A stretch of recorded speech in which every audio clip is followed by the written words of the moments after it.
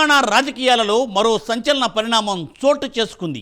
BRS అధినేత తన తండ్రి కేసీఆర్ తీరు పట్ల ఎమ్మెల్సీ కవిత ధిక్కార స్వరాన్ని వినిపించారు. పార్టీ తీరుపై నేరుగా కేసీఆర్కే ఆమె ప్రశ్నల వర్షం సంధించారు. తన సందేహాలను వ్యక్తం చేస్తూ డాడీకి ఒక లేఖ రాశారు కవిత. ఈ లేఖలో బీజేపీతో బీఆర్ఎస్ దోస్తీ వ్యవహారాన్ని పరోక్షంగా ప్రస్తావించారు ఆమె. మొన్నటి వరకు కేటీఆర్ విచారణ అనంతరం హరీష్ రావు అంశం సద్దుమణిగేలోపే కేసీఆర్కు నోటీసులు, ఇప్పుడు కవిత లేఖ వరుస వివాదాలను, గులాబీ దళాన్ని ఉక్కిరిబిక్కిరి చేస్తున్నాయి అనడంలో సందేహం లేదు. అసలు బీఆర్ఎస్లో ఏం జరుగుతోంది? ఆ పార్టీ ఇప్పుడు ఏం చేయబోతోంది?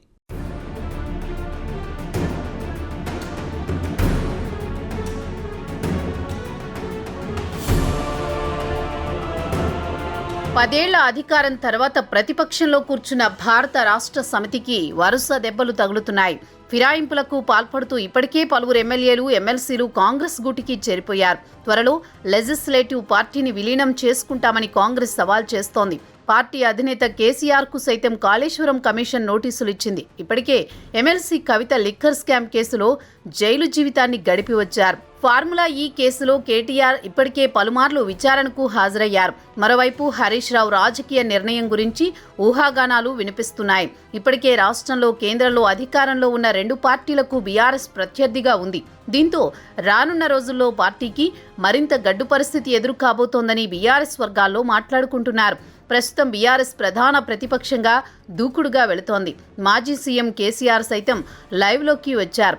కేటీఆర్, హరీష్ రావు, కవిత ఎవరికి వారు పార్టీ కార్యక్రమాల్లో అధికార పక్షంపై విరుచుకుపడ్డంలో ముందుంటున్నారు. ప్రభుత్వ నిర్ణయాల్లో తప్పిదాలను దొరకబుచ్చుకుని కౌంటర్లు ఇవ్వడం, ప్రజల్లోకి వెళ్లడం చేస్తున్నారు. ఇదంతా బాగానే ఉన్నా బీఆర్ఎస్లో కేసీఆర్ పొజిషన్ తర్వాత ఎవరు అనేది అఫీషియల్గా ప్రకటన రాకపోవడంతో ఆ పార్టీ క్యాడర్ గందరగోళానికి గురవుతోంది. కేటీఆరే భావి నాయకుడని సంకేతాలు వెలువడుతున్నా కవిత, హరీష్ రావు వర్గాలు యాక్సెప్ట్ చేయలేకపోతున్నాయనేది బహిరంగ రహస్యం.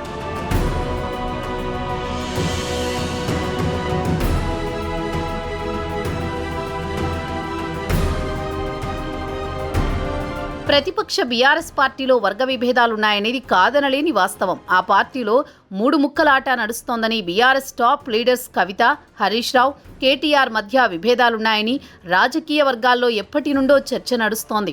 కవిత, హరీష్ రావు వేరే దారులు వెతుక్కోవడానికి సిద్ధమయ్యారని బీఆర్ఎస్ వర్గాల్లోనే చర్చించుకున్నారు. బీఆర్ఎస్ రజతోత్సవ సభ విషయంలో హరీష్ రావుకు ప్రాధాన్యత లభించలేదని ఆయనను పక్కన పెట్టారని చెప్పుకున్నారు. అయితే హరీష్ రావు మాత్రం ఎక్కడా పార్టీపై కానీ, కేసీఆర్ లేదా కేటీఆర్తో కానీ అసంతృప్తి వ్యక్తపరచలేదు. ఆయన ఎప్పుడూ పార్టీకి విధేయుడిగానే ఉన్నారు. హరీష్తో పాటు కవిత కూడా అసంతృప్తిగా ఉన్నారని కాంగ్రెస్ వర్గాలు ప్రచారం చేస్తున్నాయి. ఇక హరీష్ రావు కొత్త పార్టీ పెట్టబోతున్నారంటూ సోషల్ మీడియాలో ప్రచారం జరిగింది. అదే సమయంలో ఆయన పార్టీ మారతారని కూడా చెప్పుకున్నారు. ప్రచారం ఉధృతం కావడంతో హరీష్ మీడియా ముందుకు వచ్చి తనపై సోషల్ మీడియాలో జరుగుతోన్న ప్రచారాన్ని ఖండించుకున్నారు. పార్టీ మారతారని జరుగుతోన్న చిల్లర ప్రచారాన్ని బంద్ చేయాలన్న వార్నింగ్ ఇచ్చారు. తమ పార్టీలో ఎలాంటి పంచాయతీ లేదని క్లారిటీ ఇచ్చారు. My leader is KCR, what ever KCR says Harish Rao will follows అని పేర్కొన్నారు. కేసీఆర్ మాటే హరీష్ బాట అని బీఆర్ఎస్లో అంతర్గత విభేదాలు లేవన్నారు. కేటీఆర్కు నాయకత్వం అప్పగిస్తే స్వాగతిస్తానని ఒక కార్యకర్తగా పార్టీ నిర్ణయాన్ని, కేసీఆర్ నిర్ణయాన్ని ఎప్పుడూ శిరసావహిస్తానని స్పష్టం చేశారు. కేసీఆర్ మా అధ్యక్షుడు, ఆయన చెప్పింది నేను తూచా తప్పకుండా పాటిస్తానన్నారు. ప్రధాన ప్రతిపక్ష పార్టీగా నేతలంతా సమిష్టిగా ఉండాల్సిన సమయంలో ఎవరికి వారుగా మీడియా ముందుకొచ్చి పార్టీపై క్లారిటీ ఇచ్చుకోవాల్సిన పరిస్థితి ఏర్పడింది.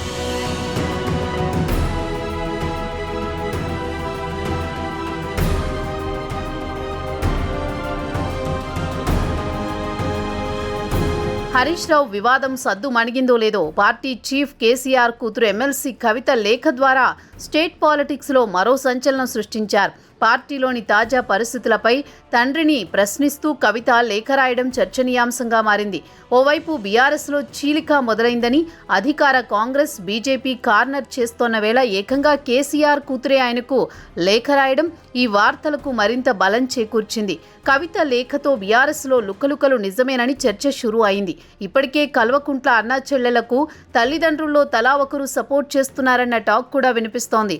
కేటీఆర్, హరీష్ రావు బావ బామ్మర్దులు ఒకటికి 2 సార్లు భేటీ అవ్వడం, కేటీఆర్ పార్టీ అధ్యక్ష బాధ్యతలు చేపడితే తన సపోర్ట్ ఉంటుందని హరీష్ రావు ప్రకటించడంతో వారి మధ్య ఏమీ లేదని గులాబీ శ్రేణులు సంబరపడిపోయాయి. అయితే తాజాగా కవిత కేసీఆర్కు రాసిన లేఖే ఇప్పుడు మళ్ళీ హరీష్ కేటీఆర్ల మధ్య సద్దుమణిగిన వివాదాన్ని రెచ్చగొట్టేలా కనిపిస్తోంది. కొన్ని రోజులుగా రాష్ట్రంలోని నియోజకవర్గాలన్నీ చుట్టి వచ్చిన కవిత పార్టీ క్యాడర్ లీడర్షిప్ ఏమనుకుంటుందో అనే విషయాలను చెబుతున్నా అంటూనే పార్టీకి కేసీఆర్కు కొన్ని సూటి ప్రశ్నలు సంధించారు.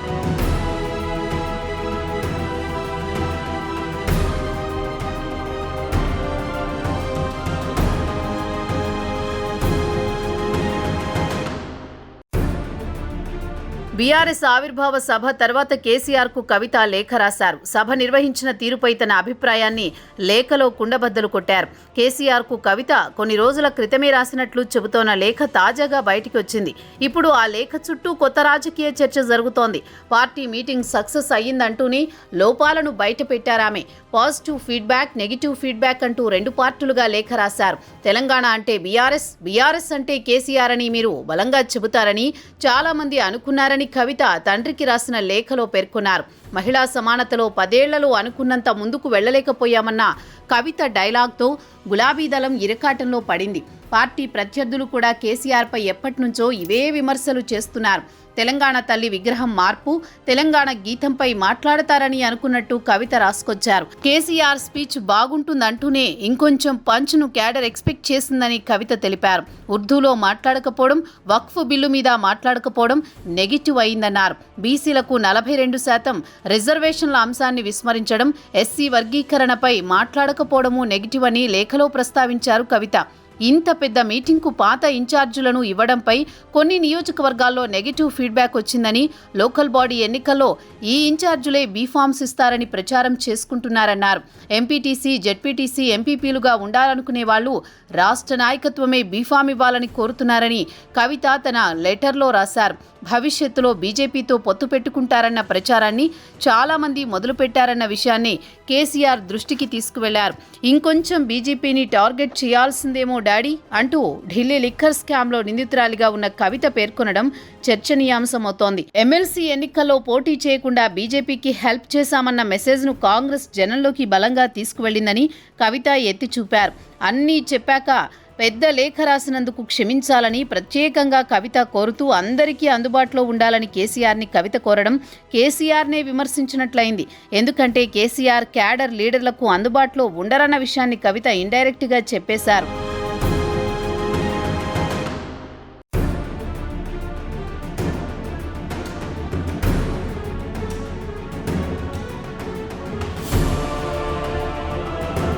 బీఆర్ఎస్ రజతోత్సవం మొత్తం కేసీఆర్, కేటీఆర్ నిర్వహించారని, కవిత, హరీష్ రావు డమ్మీగా మారిపోయారన్న ప్రచారం ఉంది.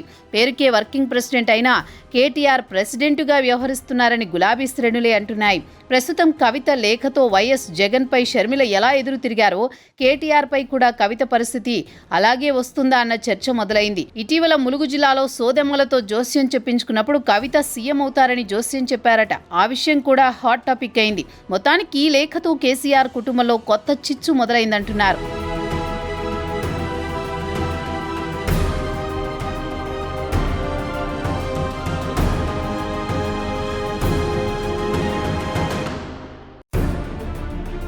కేసీఆర్ ఓటమి పాలైనప్పటికీ ఎక్కడికి వెళ్లినా క్యాడర్ సీఎం అంటూ హోరెత్తిస్తారు. ఇక కేటీఆర్ ఏ పార్టీ కార్యక్రమానికి వెళ్లినా సీఎం అంటూ నినదిస్తున్నారు. అలాగే కవిత ఎక్కడికి వెళ్లినా సీఎం అంటూ స్లోగన్స్ ఇస్తున్నారు. కవిత బీసీల గురించి చాలా మీటింగ్స్ పెట్టారు. అక్కడ ఆమె అనుచరులు సీఎం అంటూ నినాదాలు చేశారు. ఇప్పుడు కవిత ఏ నియోజకవర్గం వెళ్లినా ఆమె అనుచర గణం సీఎం అంటూ స్లోగన్స్ ఇస్తున్నారు. హరీష్ రావు సీఎం నినాదాలు చేయించుకోకపోయినా ఆయన అభిమానులు అదే కోరుకుంటున్నారు. కానీ బయటకు మాత్రం నినాదాలు చేయడం లేదు. కేటీఆర్ ప్రతి మీటింగ్లో రాబోయే ఎన్నికల్లో గెలుపు తమదేనని, కేసీఆర్ మళ్లీ సీఎం అవుతారని చెబుతున్నారు. కవిత సైతం అదే చెబుతున్నారు. రాబోయే ఎన్నికల్లో గెలిస్తే కేసీఆరే సీఎం అవుతారని చెబుతున్నప్పుడు కేటీఆర్, కవిత సీఎం స్లోగన్స్ను ఎందుకు వారించడం లేదనే ప్రశ్న తలెత్తుతోంది. సీఎం స్లోగన్స్ను కేసీఆరే వారిస్తుంటారు. కవిత, కేటీఆర్ సీఎం స్లోగన్స్ను వారించడం కాదు కదా, ఇంకా హోరెత్తించేలా క్యాడర్ను ఎంకరేజ్ చేసినట్టు కనబడుతోంది. అయితే సీఎం స్లోగన్స్ వెనుక స్ట్రాటజీ లేకపోలేదని విశ్లేషకులు భావిస్తున్నారు. పార్టీలో కేసీఆర్ తర్వాతి స్థానం లేదా కేసీఆర్ తర్వాత పార్టీ పగ్గాలు స్వీకరించి సీఎం పదవిని చేపట్టేందుకు భవిష్యత్తు ప్రణాళికే ఈ స్లోగన్స్ అంటున్నారు. నిజానికి కేసీఆర్ తన తర్వాతి స్థానం ఎవరిది అని చెప్పకపోయినా వర్కింగ్ ప్రెసిడెంట్గా లేదా తనయుడిగా కేటీఆర్కే ఆ స్థానమని సగటు బీఆర్ఎస్ కార్యకర్త భావిస్తున్నారు. కేసీఆర్ మాత్రం కేటీఆర్, హరీష్ రావు, కవితలను ముగ్గురిని ప్రోత్సహిస్తున్నట్టుగానే కనిపిస్తోంది. అలాగే రాబోయే ఎన్నికల్లో ఎవరో ఒకరిని సీఎంగా చూపించి ఎన్నికలకు వెళ్లాల్సి ఉంటుంది. ఆ విషయంలో ఏమాత్రం డౌట్ ఉన్నా పార్టీకి పెద్ద దెబ్బ తగిలే అవకాశం ఉంది.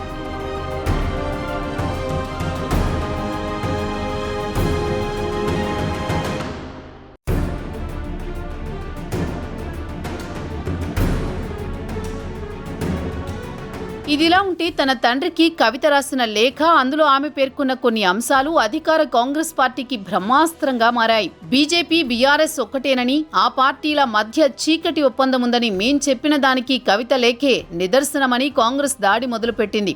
కవిత లేఖపై కాంగ్రెస్ పార్టీ ఎంపీ చామల కిరణ్ కుమార్ రెడ్డి మాట్లాడుతూ బీఆర్ఎస్లో చీలికలకు కవిత లేఖే నిదర్శనమన్నారు. బీఆర్ఎస్ పార్టీ పగ్గాలు కేటీఆర్కు అప్పగిస్తారని కవిత, హరీష్ రావు ఆందోళనలో ఉన్నారన్నారు. ఆత్మగౌరవాన్ని దెబ్బతీసినట్లు కవిత లేఖ రాశారు. కవిత లేఖకు కేటీఆర్ సమాధానం చెప్పాలని డిమాండ్ చేశారు. కవిత లేఖతో బీఆర్ఎస్ పార్టీలో జరుగుతున్న వాస్తవాలు బయటకొస్తున్నాయన్నారు. ప్రభుత్వ విప్ ఆది శ్రీనివాస్ మాట్లాడుతూ బీఆర్ఎస్ పార్టీలో ముసలం తారాస్థాయికి చేరిందని, కవిత రాసిన లేఖతో ఆ పార్టీ లుకలుకలు బయటపడ్డాయన్నారు. బీజేపీతో బీఆర్ఎస్ కలిసి పనిచేస్తోందని కాంగ్రెస్ చెప్పిన మాటలను కవిత సమర్థించారని పేర్కొన్నారు. బీజేపీతో పొత్తు కోసం కేసీఆర్ సిద్ధమవుతున్నారని లేఖ ద్వారా కవిత చెప్పకనే చెప్పేశారన్నారు. బీఆర్ఎస్ పని అయిపోయిందని ప్రభుత్వ విప్ ఆది శ్రీనివాస్ సంచలన వ్యాఖ్యలు చేశారు.